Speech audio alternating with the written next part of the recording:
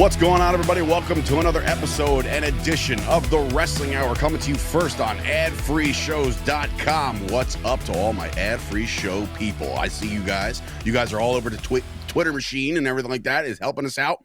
Dave Sturchio, Josh Shernoff here, and of course, in a couple days, will be available on the MyFandom YouTube. Josh, the only thing I have to ask you is, can you see me? Can you see me, Josh? Because the world could not see what we saw coming this past Saturday night. It is the biggest heel turn since Hogan with the NWO. Now, I raised the question right off the bat because I know you had to know I was going to ask you this because I have my own opinion.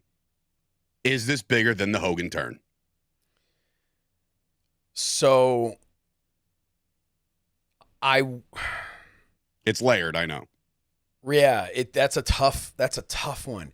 Because I think what made the Hogan turn so big is being able to look back on it historically, right? And what it led to and what it became and all of it, with the NWO and Hollywood Hogan. Because had he shown up, let's say, for instance, Hogan turns, but he keeps wearing red and yellow. And he doesn't do the whole Hollywood thing. He's just straight up bad guy Hulk Hogan now, and you fans are terrible and blah, blah, blah, right? And it never really and it's fine. And then eventually, 3 months later, he sees the error of his ways, and it's just a little storyline or whatever. Then we would look back and probably go, oh, God, remember when they tried to turn Hogan heel and it just sucked? So I think it was... in that moment at Bash at the Beach, it was a holy shit, right? So I think with this, I would say it's on par. I'd say it's equal because there's something to be said for the first, right? You couldn't go with Hulk Hogan. You weren't. What's that? Maybe I was going to say, maybe I'll ask you in 2050. Right. But that's the thing is 25 years to digest this stuff. Right. But that's the thing is see what happened after. If you look at it and you say, Hogan turning then, no one was like, oh my God, this is the biggest turn since. No, Hogan was the first big turn. I guess you could say that, right? But no one was really thinking that. So it's kind of like, I think Hogan right off the chest. Yeah. Oh, come on. Remember that? Yeah, of course. You're bleeding.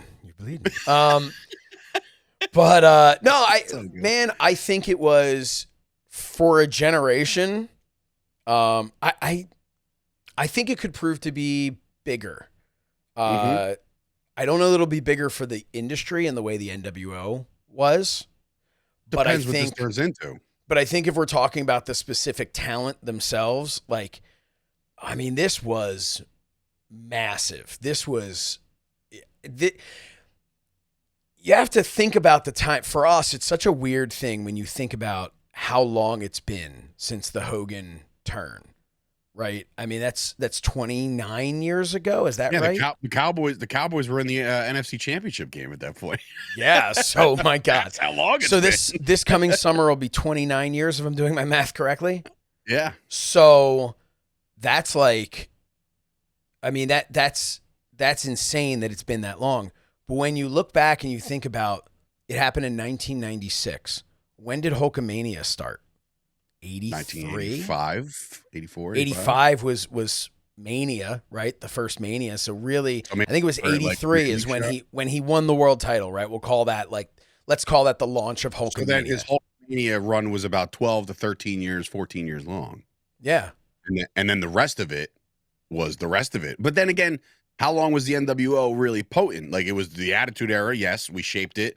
Right, and then WCW gets bought, and then half of 96, 97, and 98, and that's it. By 90, you can't talk about the NWO or Hollywood Hogan being successful in 99. That was what's garbage by then. That's actually insane if you think about it. Yeah, as crazy and revolutionary and iconic as the NWO was, it was a 2.5 year stretch. I'll do you one even better. That's nuts. Do you one even better? DX. At WrestleMania hold up today. Yeah, no. But what I'm saying is, WrestleMania 13, there was not even a whiff of DX in the air, right? No. By WrestleMania 14, Michaels is out. That DX is done. That is kind of wild. And then by WrestleMania 15, Triple H joins the corporation, effectively killing DX. That's a lot of content in 2 years' time. And not even a 2 lot years. of story. It was because by SummerSlam, DX hadn't happened. It was post SummerSlam 97 when Triple H and Shawn Michaels teamed up. So I mean, it's that version of DX, and I know they came back later and all blah blah blah whatever. But I'm talking about the real DX that mattered, right? Can I tell you as and I don't know how it's looked at, and maybe the viewers of ad-free shows can chime in on Twitter. You can tweet at us or comment on the video or whatever the case may be. But I'm very curious to know the reaction of everybody, including yours, Josh. One of my favorite moments of WrestleMania history. Now, remember, we're talking 41 WrestleManias deep, right? We're 40, right? 40 WrestleManias deep. One of my favorite moments ever is Sting versus Triple H with the NWO coming back and DX coming back and them fighting and everyone's shitting on it right now. Right. Mm-hmm. Yes. For me, I'm just like, this is so cool, dude. Like, I was nostalgic as shit for that, but I know a lot of people are just going, it was cool. I think a lot of people are hung up on the fact that Triple H won. Right. Oh, I can't believe. Guess what? I got news for you. WWE won. Right? So, if this is the WCW, WWF, WWE, oh my God, it's finally happening. Can you believe it? Triple H and Sting. Oh, wait, DX is here. The NWO is here. This is crazy. Who should win? Well, I mean, it already happened in real life, and it was the WWF that won. So I didn't have a problem with it. I agree with you. If you're doing a top 50, and where did that rank in top 50? I don't remember. Wait, was it a top 50 moment? That was the thing they were talking about, and I forget where they ranked it, but it has to be the top half, you would think. Absolutely in the top 50, hands down. That was, I don't want to say, top 10, because I got to, you have to really think about all the things, but I agree with you completely. I remember sitting there and watching it, and I'm like, this is fucking amazing. It was the music alone that did it for me. But that takes me back. Oh, Scott Hall taking a bump. I was like, did not see that coming, right? When you think about where Scott Hall had been 2 years earlier. But that will circle right back around to Cena. That mattered so much to us because of when we grew up, what we watched. So now, was John Cena turning heel bigger than Hulk Hogan turning heel in the moment? Forgetting we don't know yet where this is going to go, but in the moment, I'd have to say yes. And the reason that it was bigger than Hulk Hogan is because you think about the generations affected by Hulkamania and the generations affected by John Cena.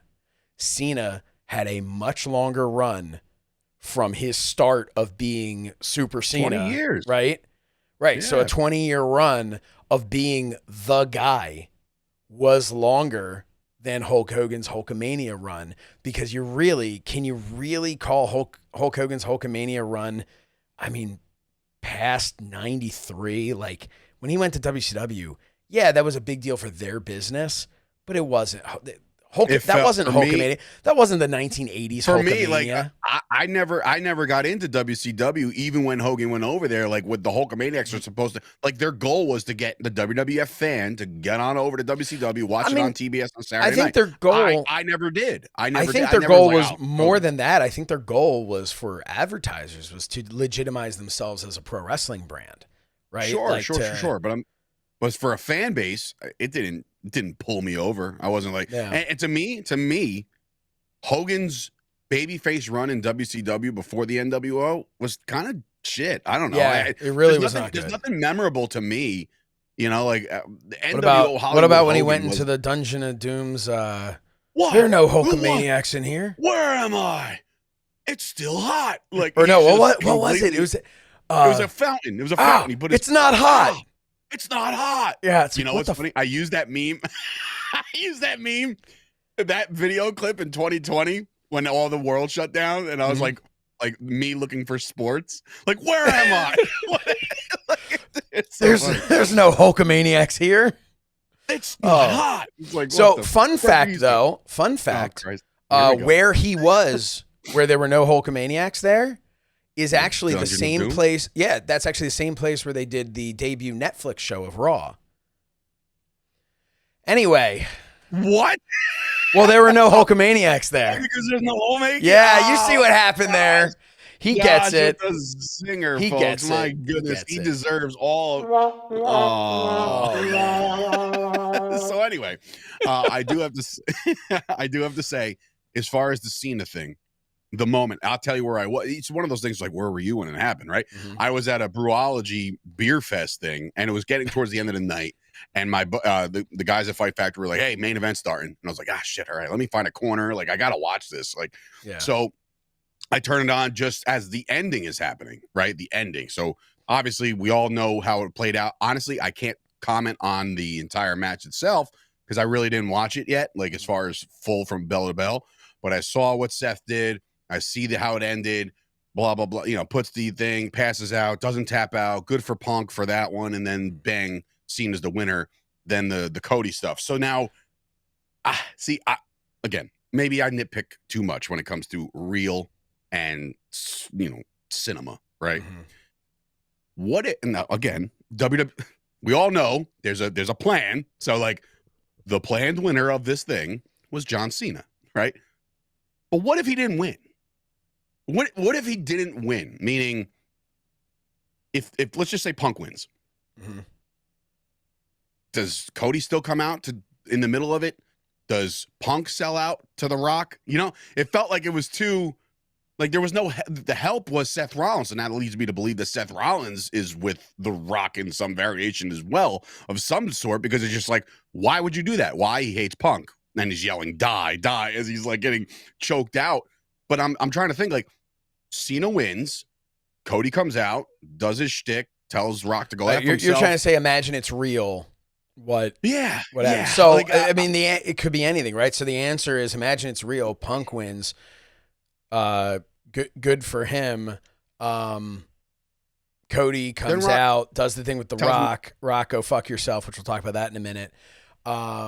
And then John Cena finds his way out there anyway to do the same. Congratulations, man! I'm so happy for you. Cena's still out there, and then kicks him in the nuts.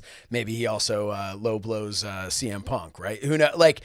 Right. You have to, yeah. So you can always. That's the beauty of it being fake, is that you can make up. Whoa, with the F word here. We don't drop those kinds Pardon of words me. around But here. speaking of F words, I will say this. I've talked about this a lot on the show. How I watch with my kids now. Oh, sugar. I was not happy. So with that, my kids were jaw dropped like that. Cody said that. But isn't that the point? Yeah, but here's the thing. I was like, dude, you have to tread lightly with the WWE product right now, dude. You have to. Like, they're on Netflix, meaning they can do whatever they want. Yeah, they choose not to do everything they want. So but it's interesting. My wife made a point where I was like, man, that really, I would have rather him been like, hey, Rock, kiss my ass. You know what I mean? Like, fine.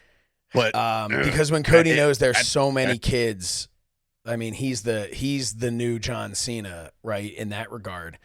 But my wife had a good point with it, where she goes, it's actually an interesting lesson to teach the kids that if somebody uses that language, that they are at a breaking point.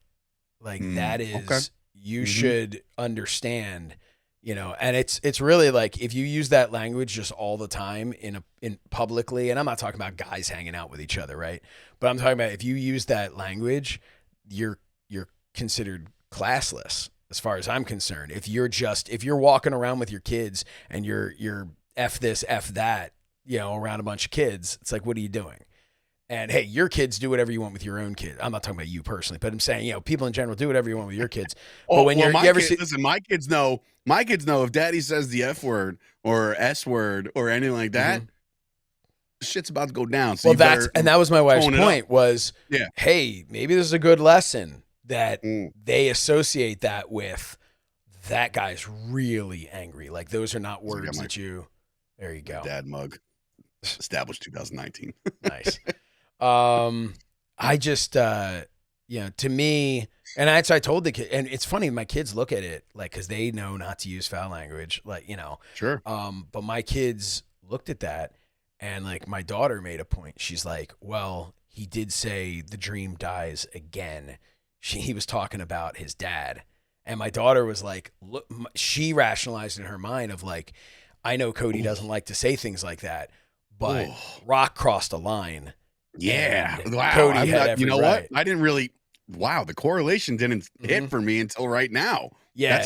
Look at your daughters teaching me lessons here. That's amazing. My kids watch this in a way that I'm like, holy crap, I'm out of touch because they're picking up shit that I'm not picking up. Like it's crazy. But it's such a hard, like your kids are a little older than mine, I think. Mine are 5 and 3. You're older, right? Like 10 and just about 8 and 4. Yeah. Right. So the 4-year-old's probably not watching intently, maybe a little bit. He's watching intently, but can only comprehend so much, right? I mean, he's so 4. like my daughter, I don't want to like break the fourth wall or break kayfabe with my daughter, but she has asked me plenty of times, are they friends after this? Like when they're fighting? And I'm like, yes, they're friends. So here's how I've handled it. And with them. I'm very iffy on saying like last night or 2 nights ago, we're watching Raw. And I think one of the women's matches was happening. And they're like, no. It was Punk and Seth when they were brawling and doing their thing. They're like, are they friends after this? And I literally looked at her. I said, no, they don't like each other. They're like, even after this? I'm like, no, they actually despise each other. And that's you know what I mean? how I've explained it to my kids is, I've explained to them, just like when you go out, in amateur wrestling, or just like when football players will play each other, or just like when, my son plays basketball, just like when you're out there against other kids that you go to school with on another team, you don't hate them. But when that whistle blows and and it's game time, you're there to there to win. And I said, there's plenty of matches. This is how I've kind of explained the kayfabe. There's plenty of matches where sometimes they go, hey, let's be an extra character. Let's kind of get people overexcited. I said, like, that's why they'll wear like a Yeet shirt or they'll do it right. They'll make it bigger and bigger and fun to watch. And then they get in there and it's like, hey, we really like each other. We'll go grab some dinner afterwards. But when the bell rings, we're going to go in here and have a match. I said, and then there are people and they're like CM Punk and Drew. And I'm like, exactly, who do not like each other. But I can't tell you how many times my daughter was like, I don't ever want to wrestle. And I was like, good, because you're not getting into it anyway. My daughter's the same. My son is like, I'm going to be a wrestler. My daughter's like obsessed with it now and just keeps going, I wouldn't want to do that. I'd get hurt. And I'm like, you're so much smarter than your dad. Yeah. But let me tell you about the time that I went in toe to toe. Oh man. It's like, no, God. But anyway, so roundabout way back to the John Cena turn. We both are in agreement. It's one of the biggest things. Obviously, I mean, it's 500 million views on all social platforms and just crazy, crazy times to see where they go with this. I really hope he takes a new promo picture because if they use the still shot of him just like posing as the actual poster. Did you see Chris Van Vliet's, first of all, friend of the show, friend of ours, Chris Van Vliet, awesome guy. If you are not, I can't imagine you watch this or listen to this and don't listen to Chris Van Vliet. Like you have to. And if you do, you do, thank you, but you're dumb. Go listen. His stuff, his interviews have just been so great lately. Some of the ones that he's been churning out there. Hardest working guy. I think the world of him. But because he's also not a counter to that. Continuing that, he posted a video of him and John Cena from a couple years ago talking about, oh man, Chris, like, could you imagine a world where The Rock and John Cena are both heels?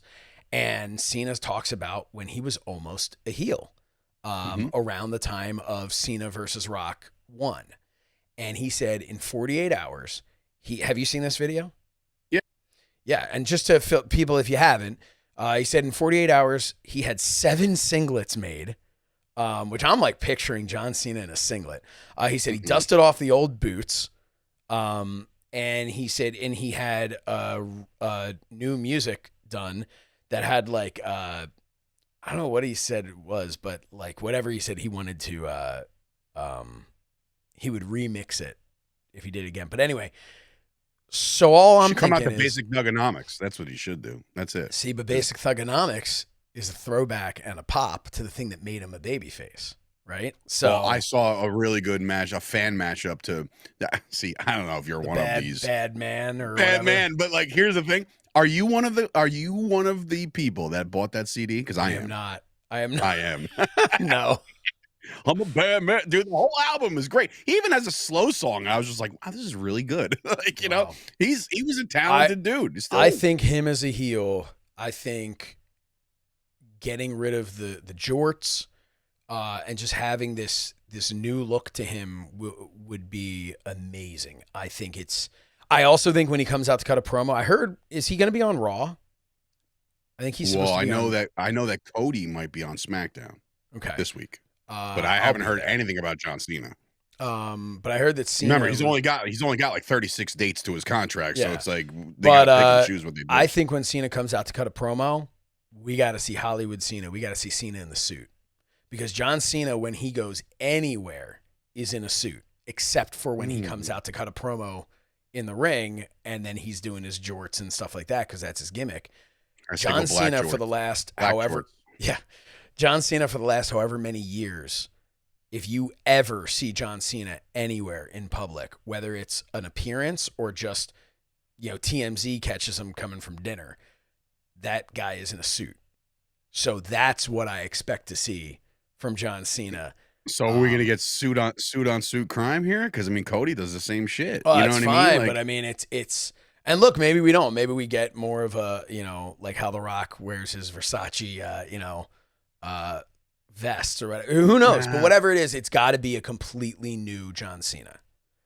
I hope so. I think it's going to be. So. I think it's going to be awesome. I really do. I think it's that something first. That people wanted for 20 years. That first promo is going to be like obviously he came out to the press conference, sat down, took the mic, dropped the mic, got up and left. And I was like, that is exactly what you needed to do, right? Yep. Exactly what you needed to do. However, he was wearing his powder blue, never give up, and this, that, and the third. So you almost kind of like, all right, what? He's angry. Come on, like he's like, but like the AI. By the way, AI is a beautiful thing. Sometimes the things that I'm seeing. Like his new shirt just says like lazy, disloyalty, no respect. The picture of him holding up the towel with "fuck them kids." But yeah, I mean, like what about the meme of him doing the hug with Cody? And it's like this is how he's gonna hug every single Make-A-Wish kid now. Oh, terrible! It's just everyone's calling him Break a Wish. Hashtag Break a Wish. Oh my God, that's amazing. But that's it's horrible, but amazing. It's I'm also okay with the fact that if he's a heel that he's not getting a tan, because I've hated the fact that he's been so freaking pasty. Oh, he is clear. Dude, what are you doing? What are you doing? Bischoff never would have put him over. But yeah, I just I'm really, really curious to see where we go from here. We got 6 weeks until Mania. Yeah, that's the other thing. Is we've never had this long of a build between. So all right, so punch, counter punch, right? Mm-hmm. We all kind of thought at least me, I thought we were going to get a return of Roman to cost Seth, right? Mm-hmm. No sign of Roman.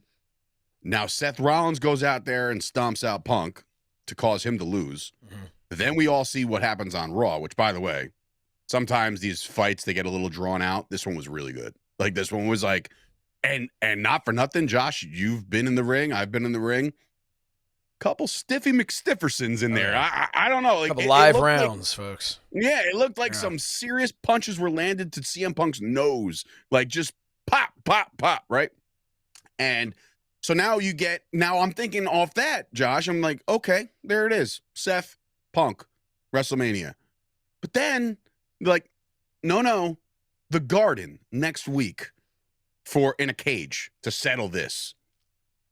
What are we doing here? So now here's my theory is that, do you remember, again, it was a short-lived tag team, but I just remember JR's final call as Raw went off the air. Like, the same diabolical page. And it was Triple H and Stone Cold. Yeah. Right. Do we live in a world where The Rock is going to help Seth Rollins too? And just beat the shit out of Punk and just have that? Like, why? How do we end that on a cage match without it being WrestleMania? Because it's like, then what?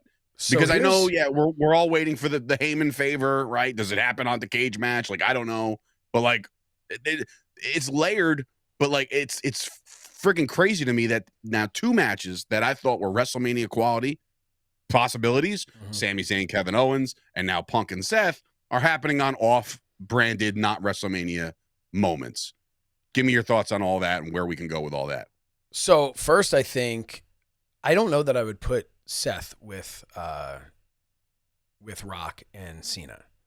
He's clearly the heel though in this. Yeah, but I feel like I wouldn't put him. I still think he'll sing a stupid song with, like, I think he's the heel in this. And I just wouldn't put him with it because it's, no disrespect to Seth Rollins, who's, fantastic. But you're the odd man out if you're in there with, Rock and Cena. Like, that's fair.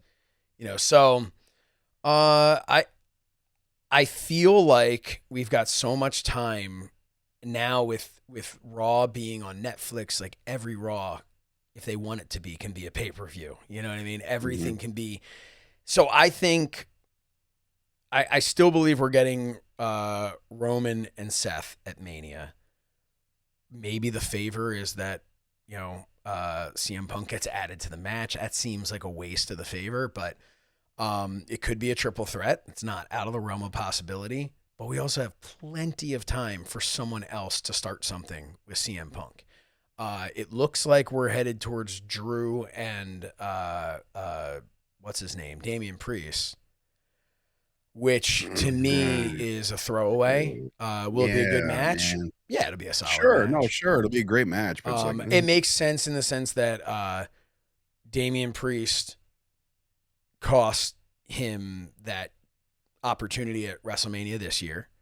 Damian Priest cashed in on him and ruined his WrestleMania last year. So it makes sense. It's not totally random. Long. Yeah. But I'd also love to see that kind of wrapped up, in week 3 of the 6-week build up. Right. And it might, who knows?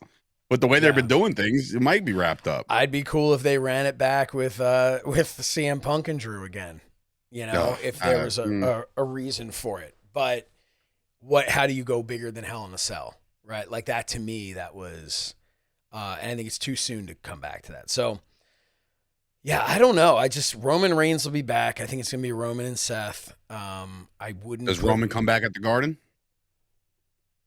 I think I would. Right? I mean, cost Seth the cage match. Yeah. I mean, I totally could see that to start that up. Yeah. But then again, then Punk's the odd man out. You know what I mean? Like, okay, so you go in there, you don't really necessarily quote help Punk. You go in there because you fucking hate Seth, right? So, like, but again, Punk eliminated Roman from the Rumble. Remember that? He eliminated Roman and Seth, and Roman was like, we just teamed together a month ago, and then get stomped on the head by Seth. Like, so there is a triple threat opportunity in there for sure. But I don't know. I think it's pretty safe to say we're gonna have Orton and Kevin KO. Owens. Yeah. That was a little that match itself was brutal, little long for me, little drawn out. Longer than I think it needed to be, but it was still good. Still action was incredible. Like, the violence was great. Randy Orton, man. Poor Randy Orton. Comes back again. Overshadowed again by a comeback. Exactly. Like 18 months off, comes back, looks like $1 million. Can't believe it. Oh, it's the return of CM Punk after 10 years. Comes back again, man. Okay, he's looking good. He's trimming down for Mania season. Look at this guy. He put the Nutella aside, and he's getting back. And it's ready. I can't believe it. What a big star John Cena turns for the first time in 20 years. Like, it's this poor guy. The Randy Orton effect, man. The Randy Orton effect. Yeah. So, I could see that, and that leaves Sami Zayn up for something, or maybe he's hurt. I mean, I can't imagine him missing Mania. You're also starting to see the emergence of a face, Braun Breaker, and I feel like there's going to be a significant Intercontinental Championship match at WrestleMania. I think where it's like I'm talking like ladder, like maybe 6-man, 6-pack challenge type ladder deal. When you have a roster that as deep as this, I'd do that. I would do that. Hell Listen, yeah. I think that, and it wouldn't seem completely like out like oh they're just throwing something. They've done that in the past, but why not? I mean, that's a Mania staple, a ladder match for the Intercontinental title. This wouldn't be the first time that's happened. You know, your best friend in the entire universe. I say wouldn't be the first, wouldn't be the second. Would you know? I mean, the first ladder match at Mania was for the Intercontinental title. Then you have Matt Cardona winning, you know, the Intercontinental title there, and then a ladder match. I believe I want to say there was another one. Intercontinental, maybe. Yeah. Off the top of our head. Daniel Bryan won, unless I'm just making that Intercontinental? up. Yeah. I don't know. But Dean yes, Ambrose so big bump. I don't know. Maybe. But now we're all roads are headed towards WrestleMania. WWE is on fire right now. As big as it's going to get. It got bigger within the last week, and I wanted to bring this up, Josh, because again, this affects the independents. This affects a lot of things that are happening. Now, we already kind of discussed a little of the LFG show, which is picking up steam. I'm still like midway through last week's episode. Still got to finish that up. I'm not feeling it, if I'm being honest. You know what it is? It's not that I'm not feeling it now. It's now that it's like, I don't think anybody jumps off the charts for me as far as like a future great. You know what I'm saying? Like, there are some talented dudes and girls down there, and they could end up eventually. Right. You never know who's going to be what. But yeah, maybe it's lacking a little bit of star it's power. Also so like the Undertaker's thing. Yeah, it's like, you know, 2 minutes in the business and a move I used for 30 years. It's like, number one, but now, you didn't. Yeah, and now you're causing conflict between like Taker and Michelle McCool, which is completely. And you look at it, and you go, here we are. Like they probably never fought in the history of their relationship, and now you're just like, okay, come on, it's all bullshit. But anyway, my point was, LFG is trying to find like a future great, right? And then you have the WWE ID system that is in full swing, and now tonight going head to head with AEW, which is, to me, it's hilarious. I can't wait to see the numbers, by the way. I'm sure Meltzer will really start spinning in his chair. But it's WWE Evolve with a lot of the WWE ID people. I've seen the I almost said coming attractions. When's the last time you heard that? The trailer. I've seen the trailer for it, and I saw some names in there that have been WWE ID'd. So this is what they're going to do with them, right? It's great. And it's going head to head with NXT. And now, with AEW. You have NXT and TNA doing their thing, continuing their great crossover. Now, I don't know if you've noticed this, and I'm sure you saw it. Natty is going to be not only at GCW's Bloodsport, but now NWA's Crockett Cup. Like, Josh, the WWE is putting their thumbprint on everything under the sun. At what point does AEW just like, yo, you want to buy us too, or no? like, because right now WWE has done everything right. They're not doing a single thing wrong. So I raised the question, like, I guess, how does it get bigger from here? Like, well, first of all, you say they're not doing a single thing wrong, but plenty of fans will be able to point to a bunch of things. Just like how they point to, Road Dogg's going to be back. Road Dogg, it's going to be terrible. SmackDown's the worst show now. And then they had, like, the best show they've ever had, like, right after. It's like, come on. God, I hate wrestling fans. But not you guys watching and listening. Not you guys that had free shows or anybody that's on the you guys, but no, you guys are great. Man, you know who I do hate? I don't hate him. I hate the idea that he's better than me. That's a CM Punk quote from the pipe bomb. But no, that reaction dude who dude, they're showing up everywhere now. Now this Mark at the show. Not only is he at the show, but they showed a clip of him showing his own stupid face. God. On the recap of the Cody thing, and he's in the crowd filming himself reacting. And again, listen, Good on him. Of course, film yourself reacting. That's how you're making money. You're doing this. You're building your own brand. I don't fault this guy at all. That's why I said I don't hate him. I hate the idea that he's better than me. I hate the idea that he has any form of talent whatsoever other than reacting, which, oh, by the way, we've already proven that you can react, Yeah, you know, and it's just fake. I'm sure he's a nice enough guy.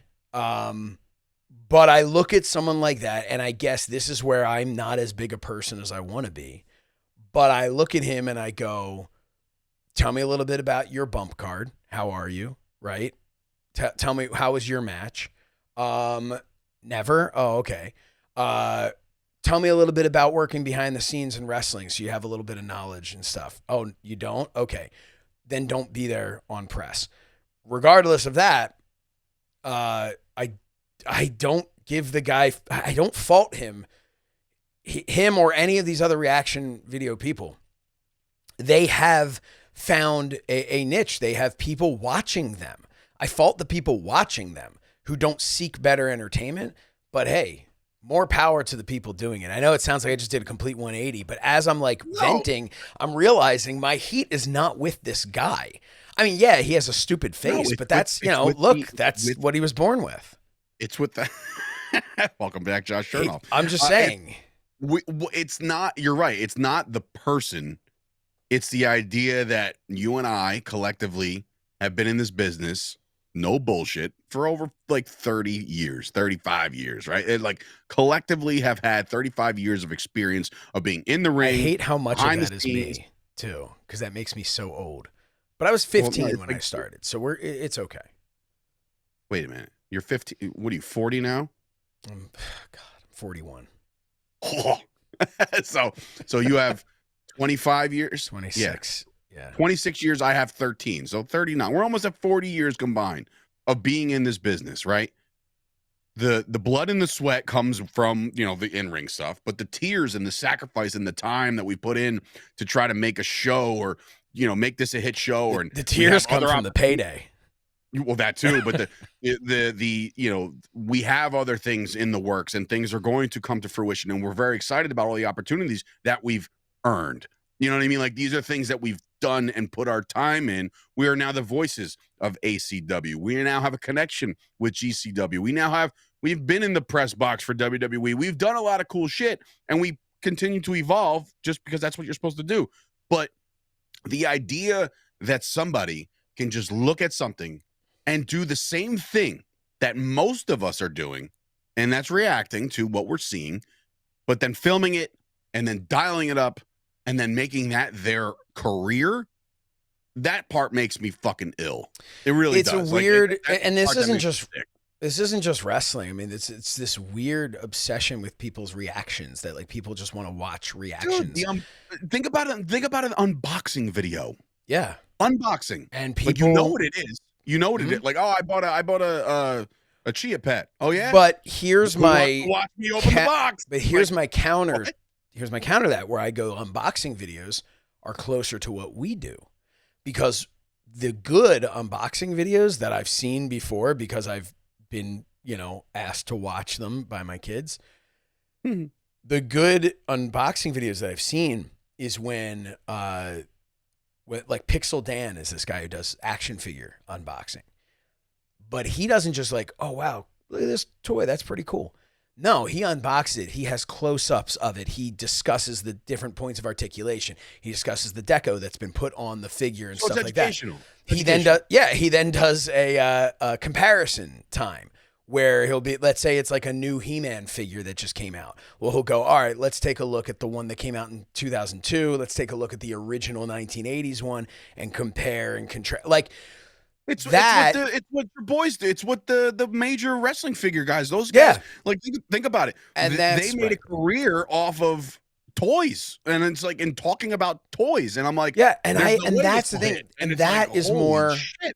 That's more like, look, everything we do with the Wrestling Hour is our opinions. We talk about our opinions of things. We are reacting to what we saw. Like you said, it's kind of like what we do. The difference is we are people with a combined almost 40 years of experience in wrestling. We have worked for every letter company under, except for WWE. But even then, I was in their developmental system. So we have knowledge, firsthand knowledge. We have knowledge of being behind the scenes. We can look at it from a different angle. We're not just going, oh my God, I can't believe John Cena turned heel. Whoa. Chat. Like, we're not, you know what I mean? And that is the thing that frustrates me. But at the same time, I can't fault the people who are playing to the audience. The audience wants that, whoa, oh my God. And I will say one other thing. There was this one dude who posted a reaction video that popped up on my newsfeed. And the dude, I can't remember his name, and I apologize, these two guys. But one of them, it caught my, while I'm scrolling, it caught my attention because of his like visual reaction, like his reaction of it. And I watched it, and it was hilarious. This dude reacting. And I thought to myself in that moment, fuck, I'm watching him. Mm-hmm. But then I thought to myself, guilty pleasure. Yeah, but then I thought to myself, but he's funny. Like, right. He's entertaining. Honestly, I would tune into these reacting people if they had personalities, right? Yeah. Like, but if you're just sitting there, if I can throw a little Yiddish at you, a little Yiddish, you're instead you're looking at these misapunums on there. Look it up if you don't know what that is, and they're just, it is just, I don't want to see your stupid face. Right, because it's always stupid the same face. Yeah, it's the same. Oh man, yeah, it's God. That's all it is. That's all it is. And I'm just like, okay, you know what really gets my goat? Here we go. We're back to the goat. But listen. I don't know where that even went, but that's what we do here on the Wrestling Hour. So if you're enjoying yourselves, please make sure you tell ad-free shows you love us, and you can tweet at us and all that fun stuff, or keep tweeting at Evan. Keep tweeting at Evan, going, Evan, put them on more on ad-free shows. Right. We've had some people, a gentleman named Josh, appreciate him. All that. We have some people who are letting them know. It's like, Evan, look, man. You need some hosts for something. We're here. Pad the lope, but we're here. Yeah, okay. That's it. Yeah. But listen, it's a great, and like we always say, it's a great time for wrestling right now. There's a lot of cool shit happening. There's a lot of cool, innovative things happening with the WWE and with wrestling as a whole. And, again, I can't fault. I said it yesterday, and I felt bad after I kind of put it out there, where I said, like, WWE is the juggernaut, right? Always will be, right? And then you have TNA and NXT, awesome, right? Then you have, like, the ID, the Evolve, the Performance Center, NXT, all that shit, awesome.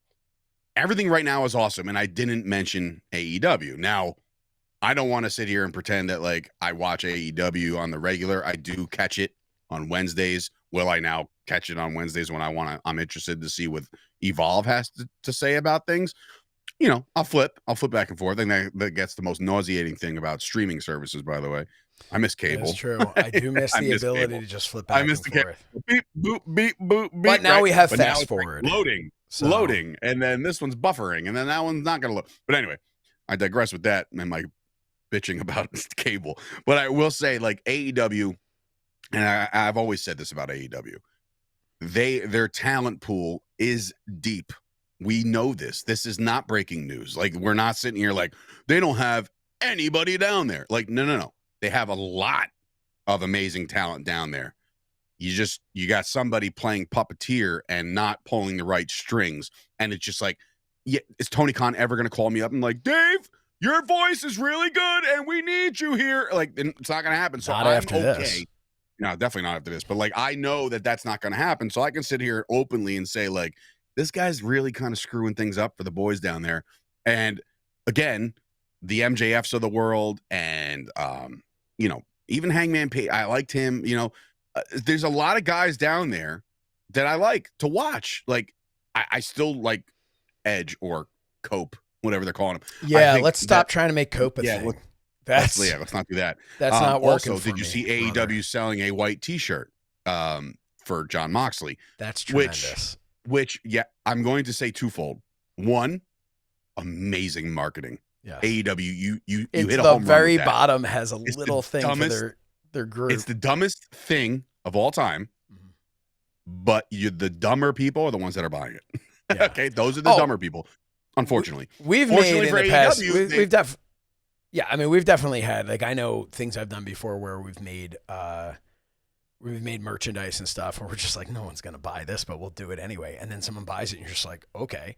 But yeah, somebody's out there wearing a Keep On Trucking T-shirt with the Wrestling Hour Dave Sturchio. Somebody's out there. Somebody. If you are it, tweet me. Let me see the shirt. But like I said, AEW has its ways of looking good, cinema-wise, meaning like the camera angles, and a lot goes into production of these things. And this is not easy stuff. It's not like you go out there and you're watching this and it's just like, oh my God, look at this fucking camera angle, stinks, and you want to turn it off. No. Like, they're good at in certain departments. They're very good at what they do. Very good. Great even. The issue is the stories don't sell me. I'm not tuning in every week saying like, can't wait to see what happens with this one, man. Like, when MJF has a mic in his hand, I listen because, again, one, I know Max, and I think he's a phenomenal talent on the mic and in the ring, and I want to see it. Yeah, well, I dropped it over there. I'll pick it up later. But I like what he does, and I think he's must-hear promos. Same thing when the Acclaimed were at their peak. I couldn't wait to hear what Caster was about to rap about. You know what I mean? Like, and now if this is like, again, I don't know where they're even going. I don't even know if they're still a tag team. That's how much out of touch I am with them. I don't believe they are. Which is crazy to me because, like, yeah.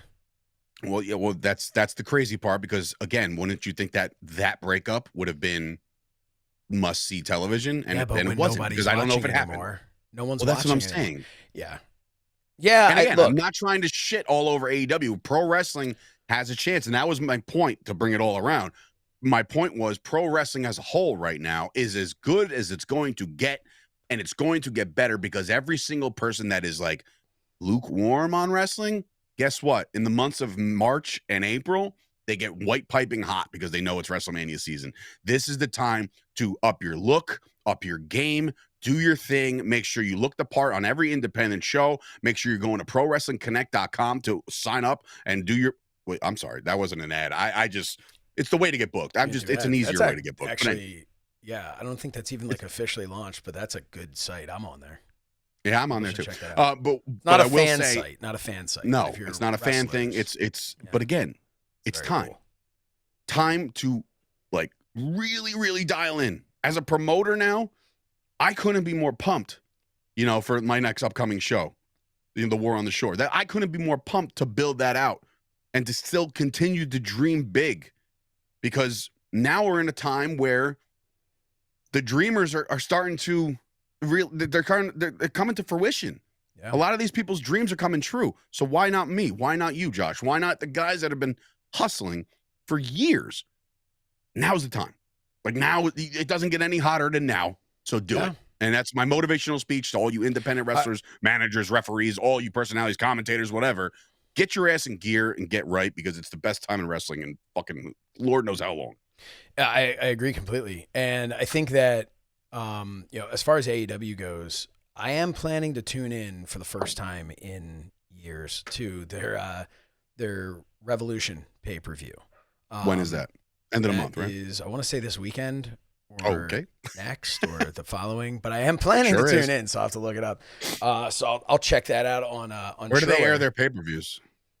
Well, Triller Plus or Triller TV. I'm not sure which one. I'll have to figure that out. But I know enough to promote GCW for them. But there you go. Yeah, I want to check it out. It's Edge versus Dean Ambrose and John Moxley versus Cope. And I'm looking at it. I'm going, for me, I have a special place in my heart for the Revolution pay-per-view. It was the last one that I was at before the world ended. Literally was in the cab coming from the airport to the hotel for it, hearing we've heard the first case of the coronavirus has been, and I'm like, that sounds like a terrible start to a movie. But then the world shut down. But I remember, I do want to check that out. Because I do remember that time, and man, AEW was so good pre-pandemic. Some people might disagree, and maybe I was too, and I was never really sure if I was too close to it because I was there a lot backstage in that first, year or so. And it was so good. And when I came back, it just felt like a completely different atmosphere. And now, admittedly, I have not watched through a straight show for a long time. I'll watch segments and stuff, which I think a lot of people do, but it just hasn't been entertaining to me. Like, that's really, it just hasn't been entertaining. But I want to be entertained by it, and I don't want to make my decisions based on the internet and what they say about AEW. So I am going to give this pay-per-view a shot, because if there's one thing AEW used to always do really well, it was put on a pay-per-view. Yeah, I agree. Weekly episodic TV was never their strong suit when it comparatively to pay-per-views. So I am curious. So I'm going to buy the pay-per-view. I guess that makes me bi-curious. But okay. No, did I miss? I used that incorrectly. I think so. I don't know. A simple Google search will do wonders for you, Josh. You have no idea. But although I don't, be careful before you Google search by curious. So anyway. Then you're going to wind up seeing, and you don't want to see those things. No, God, not since the last time I was there. But anyway, God, enough about MJF. Look,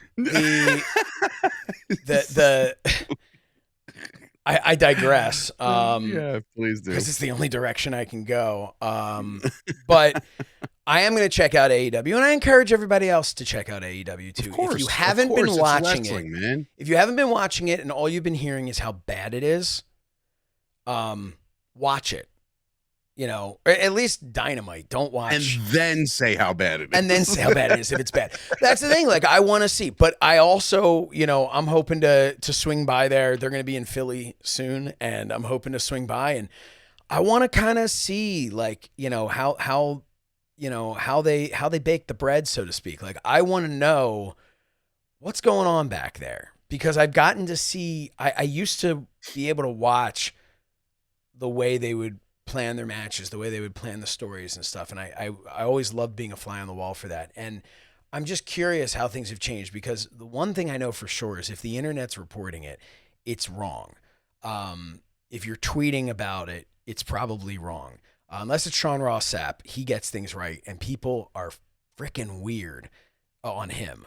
I got to tell you. I've never seen so much hate and just, again, and you're talking to me where I used to be like, oh, wrestling journal is a real dork, but then like after meeting him and actually reading his work and actually seeing how accurate he most of the time is, how do you hate a guy that's actually doing his job right? I just don't understand it. Like, and it's even while deep down inside, I despise that one reactionist guy because his face just makes me want to punch him, but I give him credit for what he's doing, right? So the thing is, a guy like Sean Ross Sapp, who works incredibly hard, has really built a name for himself and for his site. People want to just like crap on him, like, oh, you were wrong. It's like, first of all, he reported information was given to him, and not in a Meltzer way. Right. And just because a plan changed, or just because he didn't know something, like, oh, people are giving him a hard time, like, because things like, oh, how come you didn't know Cena was turning heel? People in the freaking match didn't know Cena was turning heel. Like, right. Come on. And I don't know. So to me. Oh, you know what? I also knowing that my voice has been heard by some popular people out there in the Twitterverse, I recently found out that I've been blocked by Dave Meltzer. Oh, me too. Yeah. No, so it's like, wow, dude, I made it. So this is it. I've made it. That's weird though but I've never mentioned him. Like, I've never actually like at Dave Meltzer or whatever the hell his thing is. I've never did that. So he's another egotistical maniac that searches his own name. I went after him and sees who talks shit. I went after him one time. That's not true. He deserves everything. Multiple times. But there was the one So Says Shernoff episode where I then didn't know anyone was, this is a funny thing when you're also doing this stuff and you're like, man, nobody watches my shit. I can just say whatever. And then all of a sudden you get a text message. Bruce Pritchard's talking about you on his podcast. You're like, what? Why? What did I do? Whoops. And Bruce is just like, yeah, I was on the plane watching this show, one of your friends, Conrad, that somebody had sent me. I loved it. This guy just went off on Meltzer. And I'm like, yeah, okay. That was great. Win. But Meltzer blocked me because this one time somebody said something about how like Meltzer won't respond to him. May have been Gertner. I don't know.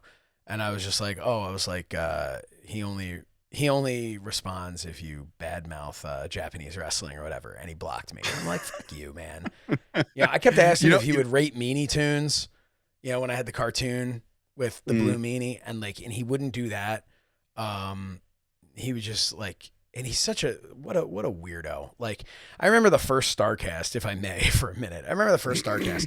He's like walking back from the gym. Like, he timed his workout just so that he could like try and be flexing with a weight belt over his shoulder, walking through the humanoids. So he's the registered pedophile like Rob Feinstein. No, I'm not going to listen. I'm not going to put that on Dave Meltzer.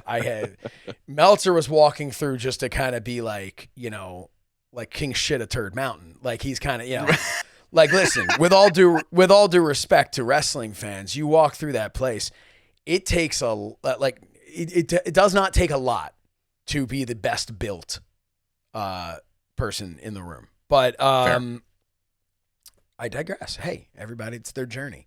But yeah, Meltzer's a dork. Anyway, what were we talking and that is how this week's episode. No, we still got 3 minutes. Oh, Christ. Another thing that drove me nuts is that, people that like yesterday, the Dallas, like, it's just sports now, but Dallas Cowboys restructured the contract of CeeDee Lamb, right? Yeah. Just all they did was kind of move money around and restructure it so the Cowboys could have some more financial flexibility, right? And this one random dude with like 500 followers went at CeeDee Lamb. Why did you do this? This is such a dumb move. At CeeDee Lamb. CeeDee Lamb, with millions of followers, quote tweeted it and said, it's going to take a lot more than just me to win. I want to do my part. That quote from CeeDee Lamb has made its rounds to every major outlet because he was responding to a fan with 500 followers. It made me sick. I wanted to throw myself through a wall. I was like, dude, it's those people. It's always those people that get the recognition when they don't effing deserve it. And I again, good on the kid. But what's he getting from that? Right? I mean, maybe he'll get some new followers now. Maybe they will, but it's not going to do anything. Because this is how you have to look at it, is like, the guy's not going to get a job out of it. Like, who is this guy, right? Like, he's not going to get anything out of it.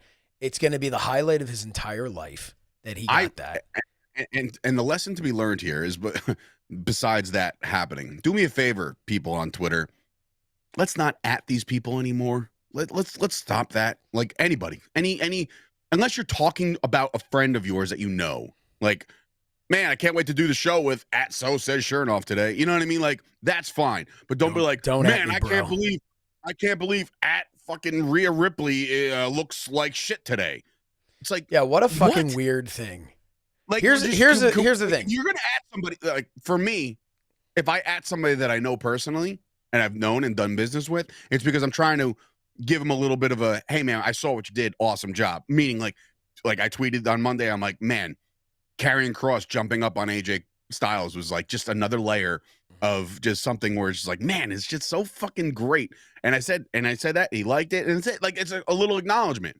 But if you're gonna be like one of these goobers online that want to be like, oh, at Cody Rhodes, how's your face, you piece of shit? You know what? We're extending the episode for a minute because we have to talk about that. We have to talk about Travis Scott. Two things we need to talk about. Two things we need to talk about. What a shot that he laid on him, man. Number one, before we even get to that, the shot there, I saw a ton of discourse on social media. Why was he here? That ruined everything. He shouldn't have been in the ring there. He shouldn't have been. I haven't checked. you know what? I'm going to go right on here and I'm going to check out on the Google machine. While you do that, I'll also say, you uneducated punks, why was Travis Scott there? Why the fuck was Dennis Rodman in the NWO? Why do you do these things? To draw attention to a different market, you morons. So here we go, right here. Travis Scott, Instagram, 58.8 million followers. Do you have any, and you know what the main post is on his thing here with 1.7 million likes? I can't imagine. Would it be anything to do with fucking WWE? Cena standing there holding the championship. Here's the thing, man. The people, did I even know who Travis Scott was before? No. Yeah. Show your whiteness, Josh. I am 41 and white. I didn't know who Travis Scott was. Then I was like, okay, I found out. I'm like, fine, okay, I get it. Fine. That makes me sick. He's a lyricist genius. Either way. I was waiting for the follow-up. Here's my take on it. Like you said, with Dennis Rodman being there, it's the same concept. I'm not saying he's going to be there all the time. Maybe he will, maybe he won't. Who knows? But what I will say is that man being there, 58 million social media followers. How many of them do you think are wrestling fans? Probably not that many. No, probably not. How many of those 58 million have seen John Cena turn heel? Probably a lot. Dude, 500 million people saw the clip. So I'm sorry. Him being there was brilliant. Us wrestling purists might not like it. It was brilliant. But think about it. And I said this to somebody. I forget, some goober on Twitter was like, I can't believe you ruined this. I'm so mad. I said, buddy, your reaction is exactly what they wanted. They want you to be mad that he's there. You know what ruins it? The fucking big heads. That's what ruins it. The big heads in the audience of some random guy's stupid face. That's what ruins it. The shot at WrestleMania 40 where it was like this guy and his daughter's heads or some shit in the middle of like. The whole time I thought that was a friend of mine. I was like, is that, and I'm like, no, it's not. So I'm just saying, but no, I thought Travis Scott being there. Now, having said that, Travis Scott knocked the shit out of Cody. Fucking walloped him. And people are like, man, back in the day, back in the 80s, he wouldn't have made it out alive of the locker room. Back in the day in the 80s, he wouldn't have been, I mean, here's my take on it. His ass would have been whooped in the locker room if he'd done something like that. But he wouldn't have done something like that. Correct. He was probably told to hit Cody. Ruptured his eardrum or something like that. Like something I don't know if that's. I don't buy that either. But Cody definitely had a big freaking welt on the side, which probably came from that. But if I'm Cody and we hear, hey, we want Travis Scott to hit you, I'm looking at this going, we've seen some bad fucking celebrity punches before. Lay it in, brother. Like, if I'm Cody, I'm like, dude, just fucking turn my head and just punch me in the fucking head. Like, because that's going to heal. Just hit me in the face. Let it swell up. The CTE might fuck me up down the road, but other than because all these 58 million people who aren't wrestling fans who are going to go, oh, why is he there with all that fake shit? Let them believe everything's fake, but no, not Travis Scott. Travis Scott came in there. No, that guy will really whoop your ass. Okay, guess what? They're all going to tune in when Travis Scott eventually has a match, and you know that's going to happen. So, I don't know what that means. Is that Bad Bunny's music? Is that Bad Bunny? We've seen it before. Yeah. We could see it again, and it'll be bigger and bigger and bigger. And the reason why they did what they did is what we just explained to you. Mm-hmm. It's a reach. It's a new fan base. It's a new audience. There's a video going around backstage where Travis Scott's crashing through the curtain to talk to Triple H, and he's jumping up and down like a child. He goes, that was more. He goes, however he was saying it, or I'm paraphrasing. Why don't you? Can you try and say it exactly in the way that he says it? No, I'm not going to touch that with a 10-foot pole. But I will say that he was very excited, and he said that was almost better, if not better, than performing. like when he's on his stages like that, because the rush you get, and you and I both know it, in front of some seriously decent crowds, the rush of being something in front of a crowd like the wrestling fans, there's nothing like it. There's nothing like it. One thing you and I Travis Scott was. One thing we cannot relate to is the rush of being in the middle of the ring when shit like that happens. With The Rock, John Cena, Cody Rhodes, and John Cena turns heel. That dude was, the best seat in the house for the most. Just lounging back on the ropes, like, how about when he was like burning sage around himself when like. It's so crazy. But guys, that will do it. The Travis Scott thing was great because we had to bring that up. But like, we have really discussed a lot. Clearly, the Cena heel turn. We're gonna get more layers to this. It's gonna be great as we go. Pro wrestling on fire right now. But make sure to support it all. Don't be a Debbie Downer. Go watch it for yourselves. I'm talking about the AEWs and whatever other wrestling you may not like. Go check it out. Put your own spin on it. Try to enjoy it. If you don't enjoy it, guess what? There's an easy way to just go boop and put something else on rather than and just go crazy on the internet. Like, you don't have to do that. You don't have to be a piece of shit. Imagine that. I know it's crazy breaking news. But anyway, big episode just happened. Another big SmackDown on the way. We'll talk about that next week along with Raw. We will. I'll bring be it all together. I'll go say hello and give some friends a kiss. What? SmackDown. Where are you going?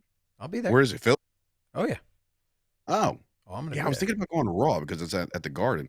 I even wanted to go to NXT because it's at the theater at the Garden. So it's like it's right there as well. You should go. But I'm going to be at SmackDown. Think, right? Yeah. Maybe I'll talking try to a couple I'll friends. Talking to a couple friends. All I'm saying is if anybody needs a manager. Yeah, well, you don't want to be self-serving, you piece of garbage. Anyway, for Dave Sturchio, Josh Shernoff, this has been another installment of the Wrestling Hour. Please let everybody know how you're feeling about the show. Tweet at us. Do all your fun stuff. We want to thank everybody for the recognition on Twitter and making us the #1 show on ad-free show. I just made that up. I have no idea. But thank you guys for watching. We'll see Better than something to wrestle. Better ratings than 83 weeks. Jeff Jarrett, going, and these guys can. And we'll see you next week.